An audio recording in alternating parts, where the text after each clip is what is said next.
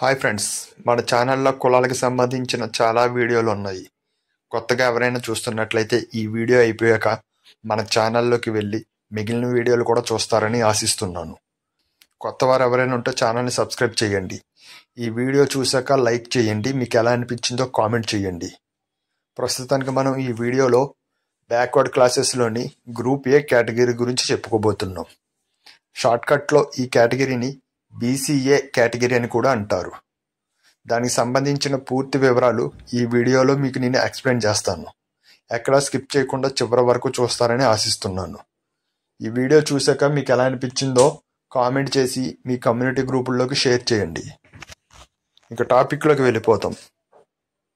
మన ఆంధ్రప్రదేశ్, తెలంగాణ రాష్ట్రాల్లో backward classes అనే పెద్ద వర్గంలో బీసీఏ అనే ఉపవర్గం కూడా ఉంటుంది. వీరు ఎక్కువగా పేదరికంలో జీవించేవారు. పాత వృత్తుల ఆధారంగా ఈ బీసీఏ కేటగిరీని గుర్తించడం జరిగింది.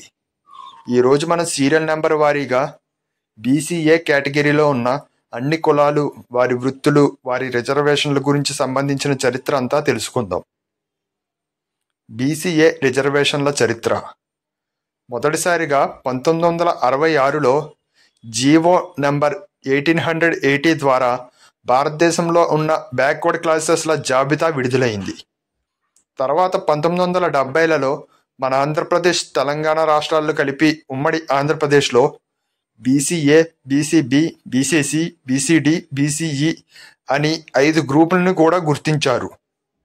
ఇలా కేంద్ర ప్రభుత్వం గుర్తించిన బ్యాక్వర్డ్ క్లాసెస్ని మన రాష్ట్ర ప్రభుత్వం 5 గ్రూపులుగా విడదీసింది. అప్పటి నుంచి తెలంగాణ, ఆంధ్రప్రదేశ్ కలిపి ఉన్న ఉమ్మడి ఆంధ్రప్రదేశ్లో బీసీలకు రిజర్వేషన్ మొత్తంగా 29% ఉండేది. ఇలా 5 గ్రూపులుగా విడదీసిన తరువాత గ్రూప్ ఏలో ఉన్న బీసీఏ కేటగిరీకి 7% రిజర్వేషన్ వర్తించింది. వీరికి రిజర్వేషన్లు ఎందుకు ఇచ్చారు అంటే, పేదరికం కారణంగా, విద్యలో వెనకబడటం కారణంగా, వీరి కుల వృత్తులు సామాజికంగా తక్కువగా భావించడం వలన, వీరికున్న ఆర్థిక అసమానతల కారణంగా పేర్కొని రాజ్యాంగం ప్రకారం వీరికి చట్టబద్ధంగా మన రాష్ట్ర, కేంద్ర ప్రభుత్వాలు వీరికి రిజర్వేషన్లు కల్పించాయి. వీరికి విద్యా ఉద్యోగాల్లో 7% రిజర్వేషన్ వర్తిస్తుంది. ఈ రిజర్వేషన్ 1966లో మొత్తం బీసీ కులాలన్నిటికీ ఒకే రకంగా ప్రారంభమయ్యి 1970లో group A, group B, group C, group D, group E కేటగిరీల కింద విభజన జరిగి మరింత స్పష్టంగా రిజర్వేషన్లు అనేవి సర్దుబాటు చేయడం జరిగింది. ఆ రిజర్వేషన్ల సర్దుబాటు ఎలా ఉందో ఇప్పుడు చూద్దాం. 1966లో మొత్తం బీసీ కులాలన్నింటికీ కలిపి 29% రిజర్వేషన్గా ఉండేది. అదే రిజర్వేషన్ 1970 వచ్చేసరికి గ్రూప్ ఏ కేటగిరీకి 7%గా, గ్రూప్ బి కేటగిరీకి 10%గా, గ్రూప్ సి కేటగిరీకి 1%గా, గ్రూప్ డి కేటగిరీకి 7%గా, గ్రూప్ ఈ కేటగిరీకి 4%గా విభజించడం జరిగింది. ఈ మొత్తం రిజర్వేషన్లు అన్నీ కలిపితే 29% ఉంటుంది. ఇందులో గ్రూప్ ఏ కేటగిరీకి వర్తించే రిజర్వేషన్లకు మిగిలిన 4 గ్రూపుల వారు అనర్హులు.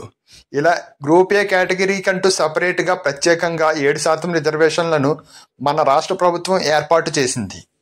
ఈ గ్రూప్ ఏ కేటగిరీలో మొత్తంగా 53 కులాలు ఉన్నాయి. ఈ 53 కులాలని బీసీఏ కేటగిరీలో ఉన్న ఉపకులాలు అని అంటారు. ఆ కులాలకు సంబంధించిన జాబితా, వారి కుల వృత్తులు వరుసగా చూద్దాం. అందులో మొదటగా 1 అగ్నికుల క్షత్రియ, పల్లి, వాడబలిజ, బెస్తా, జాలరి, గంగవారు, గంగపుత్ర, గూండ్ల, వన్యకుల క్షత్రియ, వన్యకాపు, వన్యరెడ్డి, పల్లికాపు, పల్లిరెడ్డి, నెయ్యల, పట్టపు, బుదిరాజు, ముత్రాసి, తెనుగోళ్ళు. వీరు ప్రధానంగా మత్స్య వృత్తిని కలిగి ఉంటారు. అనగా చేపలు పట్టడం, నది మరియు సముద్ర తీర ప్రాంతాల్లో నివాసాలు ఏర్పాటు చేసుకొని బతకటం, పడవలపై నదుల్లోని, సముద్రాల్లోని వేటకి వెళ్ళటం వీరి కుల వృత్తి. నది, సముద్ర తీర ప్రాంతాల్లో జీవనం కొనసాగిస్తూ సముద్రం వేట చేయటం వీరి కుల వృత్తి. 2 బాలసంతు, బహురూపి. వీరు వీధి నాటకాలు ఆడటం, వినోద ప్రదర్శనలు చేసి ఆర్థికంగా డబ్బు సంపాదించడం లాంటి కుల వృత్తిని కలిగి ఉండేవారు. ఇక బీసీఏలో ఉన్న 3వ కులం బండారా. వీళ్ళు దేవాలయాల్లో సేవలు చేయడం, జ్యోతిష్యం చెప్పడం వంటి కుల వృత్తిని కలిగి ఉండేవారు. వీరు బీసీఏలో 3వ సీరియల్ నెంబర్ కలిగిన కులంగా గుర్తించబడ్డారు. ఇక 4వ సీరియల్ నెంబర్ కలిగిన కులం బుడబొక్కల. వీరి కులవృత్తి విషయానికి వచ్చేసరికి మంత్రతంత్రాలు ఉపయోగించడం, జ్యోతిష్యం చేయడం, భిక్షాటన చేయడం వంటి కులవృత్తిని కలిగి ఉండేవారు. వీరు కూడా బీసీఏలో 4వ సీరియల్ నెంబర్లో గుర్తించబడిన కులం. ఇక 5వ కులం రజక, చాకలి, వన్నర్. బట్టలు ఉతకడం, బట్టలు ఇస్త్రీ చేయడం వంటి కులవృత్తిని వీరు కలిగి ఉంటారు. వీరు బీసీఏలో 5వ సీరియల్ నెంబర్ కలిగి ఉన్న కులం. బీసీఏలో ఉన్న 6వ కులం దాసరి. వీరు దేవాలయాల్లో భజనలు చేయడం, హరిదాసులుగా పాటలు పాడటం, హిందూ మత ప్రచారం చేయడం వీరి కులవృత్తి. 7. దొమ్మర. జంతువుల ప్రదర్శనలు చేయడం, జంతువుల్ని వేటాడడం, జానపద వినోదం ద్వారా అందరినీ అలరించి డబ్బులు సంపాదించటం వీరి కులవృత్తి. ఇక బీసీఏలో 8వ కులం గంగిరెద్దుల. గంగిరెద్దుల నృత్యం ద్వారా డబ్బులు సంపాదించటం వీరి కులవృత్తి. ఇంకా బీసీఏలో 9వ కులం జంగం. శైవ మఠాల సేవ, శైవ మత ప్రచారం చేయటం వీరి కులవృత్తి. ఇక బీసీఏలో 10వ కులం జోగి. ఆలయాల వద్ద పాటలు పాడుతూ డబ్బులు సంపాదించటం వీరి కులవృత్తి. 11 కాటిపాపల. వీరు వేటాడటం, సైనిక సేవలు చేయటం వంటి పనుల్లో కులవృత్తిని కలిగి ఉన్నారు. ఇంకా బీసీఏలో 12వ సీరియల్ నెంబర్ కలిగిన కులం కొర్చ. బుట్టలు తయారు చేయడం వంటి కులవృత్తిని వీరు కలిగి ఉన్నారు.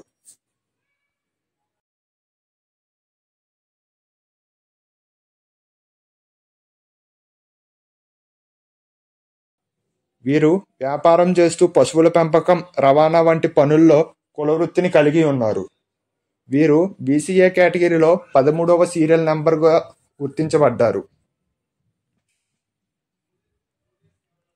14 మేదరి మహేంద్ర. ఇనుప పనులు చేయడం, బండ్లు, పనిముట్లు తయారు చేయడం వీరి కులవృత్తి. వీరు బీసీఏ కేటగిరీలో 14వ సీరియల్ నెంబర్ కలిగి ఉన్నారు. ఇంకా ఇదే బీసీ కేటగిరీలో 15వ సీరియల్ నెంబర్లో మొండివారు, మొండిబండ, బండ అనే కులాలు కూడా ఉన్నాయి. వీరి కులవృత్తి విషయానికి వస్తే రాళ్లపై శిల్పాలు చెక్కడం, రాళ్లతో వస్తువులు తయారు చేయడం, రాళ్లతో విగ్రహాలు తయారు చేయడం వంటి శిల్పకళా నైపుణ్యం కలిగి ఉన్నారు. ఇదే వీరి కులవృత్తి. ఇంక ఇదే బీసీఏ కేటగిరీలో 16వ సీరియల్ నెంబర్లో గుర్తించబడిన కులాలు నాయి బ్రాహ్మణులు, నాద బ్రాహ్మణులు, మంగళ, భజంత్రి వారు. వీరు కూడా బీసీఏ కేటగిరీలోకి వస్తారు. ఈ కులాలనేవి బ్రాహ్మణ కులానికి చెందిన ఉపకులాలు. ఇవన్నీ ఒకప్పుడు బ్రాహ్మణ కులాలుగా పరిగణించబడ్డాయి. కానీ వీరు ఆర్థికంగా వెనుకబాటుకు లోనవడంతో బీసీఏ కేటగిరీలోకి వచ్చారు.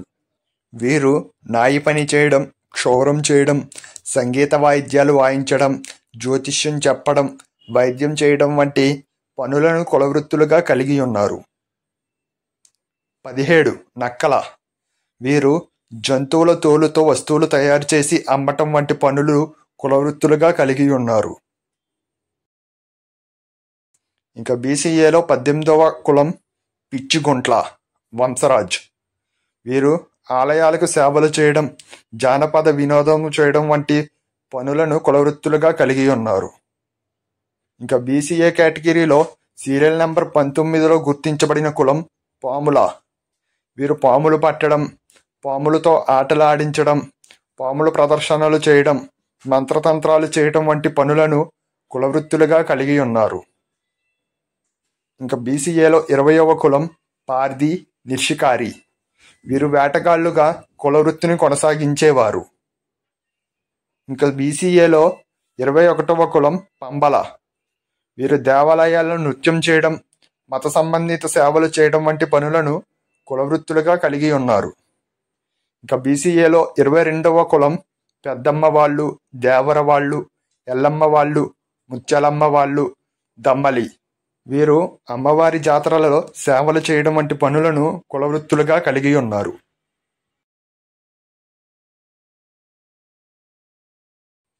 23 వీరముష్టి, నెత్తికోతల వీరభద్రులు. వీరు యుద్ధ కళలు ప్రదర్శించి ఆలయాలను రక్షించడం వంటి పనులను కులవృత్తులుగా కలిగి ఉన్నారు. వీరు గతంలో ఆలయ రక్షకులుగా పనిచేసేవారు. ఇంకా బీసీఏలో 24వ కులం వాల్మీకి, బోయ, దేదారు, కిరాతక, నిషాది, ఎల్లపి, పెద్దబోయ, తలయారి. వీరు వేటాడడం, అరణ్యాల్లో జీవించడం, కాపలా కాయడం వంటి పనులను కులవృత్తులుగా కలిగి ఉన్నారు. ఇంకా 25వ కులం మట్టి పనులు చేయడం, కుండలు తయారు చేయడం వంటి పనులను కులవృత్తులుగా కలిగి ఉన్నారు. 26 గూడల దేవాలయాల్లో సేవలు చేయడం, జ్యోతిష్యం చెప్పడం వంటి పనులను వీరు కులవృత్తులుగా కలిగి ఉన్నారు. 27 కంజరబట్ట వేటాడడం, సైనికులుగా రాజ్యానికి సేవలు చేయడం వంటి పనులను వీరు కులవృత్తులుగా కలిగి ఉండేవారు. ప్రస్తుతం జీవన విధానం మారటం వల్ల ఇందులో చాలామంది కులవృత్తులు విడిచిపెట్టి ఆధునిక కాలంలో ఆధునిక వృత్తులను సాంప్రదాయ వృత్తుల నుంచి మార్చుకొని బతుకుతున్నారు. 28 కెప్మారే రెడ్డిక సైనిక వృత్తి చేయడం, కాపలాగా పనిచేయడం, కాపలా వృత్తులు చేయటం వంటి పనులు వీరి కులవృత్తి. ఇంకా బీసీఏలో 29వ కులం మొండిపట్ట రాళ్ల పనులు చేయడం, రాతి పనులు చేయటం, రాళ్లను పగలగొట్టడం వంటి పనులు వీరి కులవృత్తి. కొండలు త్రవ్వడం వంటి పనులు కూడా ఈ కులస్తులే చేసేవారు. నొక్కారు చేపలు పట్టడం, సముద్ర తీర ప్రాంతాల్లో జీవనం కొనసాగించడం వీరి కులవృత్తి. 31 పెరికి ముగ్గుల చీరలపై రంగులు వేయడం, ముద్రలు వేయడం వంటి పనులు వీరి కులవృత్తి. 32 యాత అడవి వేట, సంచార జీవనం, వ్యవసాయం, పశుపోషణ వంటి పనులు వీరి కులవృత్తి. 33 చోపెమారి సంగీతం ఆలపించడం, జానపద నృత్యాలు చేయడం, జానపద గీతాలు పాడటం వీరి కులవృత్తి. 34 కైకాడి వన్య ఉత్పత్తులు, అడవి ఉత్పత్తులు సేకరించి అమ్మటం వీరి కులవృత్తి. 35 జోసినందివాల జ్యోతిష్యం చెప్పడం, మంత్రతంత్రాలు ఉపయోగించటం వీరి కులవృత్తి. 36 ఒడ్డెర, ఒడ్డీలు, వడ్డీ రాళ్ల పనులు చేయడం, గృహ నిర్మాణాల్లో రాళ్లను అమర్చడం వీరి కులవృత్తి. 37 మందుల వనమూలికలు, ఔషధ మూలికలు సేకరించి అమ్మటం వీరి కులవృత్తి.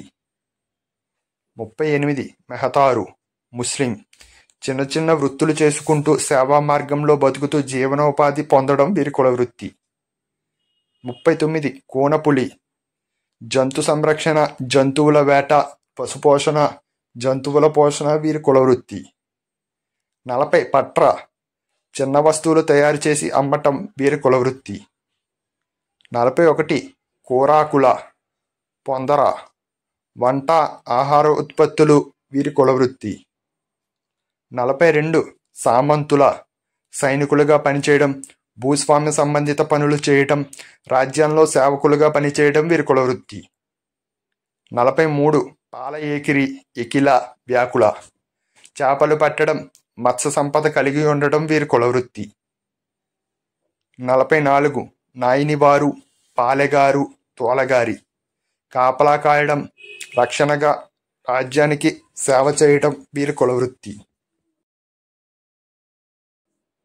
45 రాజనాల, రాజన్నలు దేవాలయాల్లో సేవలు చేయడం, సంగీతం ఆలపించడం వీరి కులవృత్తి. 46 బుక్క అయ్యవారు జానపద వినోదం చేయడం, జానపద గీతాలు ఆలపించడం, జానపద నృత్యాలు ప్రదర్శించడం వీరి కులవృత్తి. 47 గోత్రాల ఆలయ సంబంధిత సేవలు చేయడం, ఆలయాల్లో పనులు చేయడం వీరి కులవృత్తి. 48 కాశికాపడి మత్స్యవృత్తి, చేపలు పట్టడం, జాలరులుగా పనిచేయడం వీరి కులవృత్తి. 49 సిద్ధుల సన్యాసులుగా హిందూ మత ప్రచారం చేయటం వీరి కులవృత్తి. అదే జీవనోపాధిగా వీరు బతుకుతుండేవారు.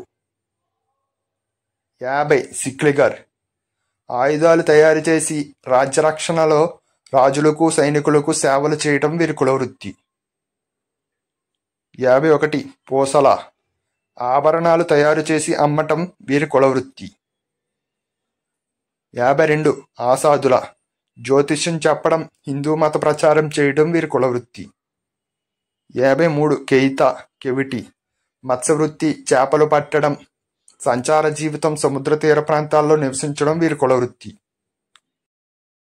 బీసీ కులాలలో ఎందుకు వీరిని బీసీఏ కేటగిరీగా వర్గీకరించారు అంటే, మిగిలిన అన్ని బీసీ కులాలలో కంటే పైన చెప్పుకున్న ఈ 53 కులాల వారు మరింత ఆర్థికంగా, సామాజికంగా వెనకబడి ఉన్నారు. వీరు చేసే ఈ వృత్తులు ఆర్థికంగా చాలా బలహీనమైనవి.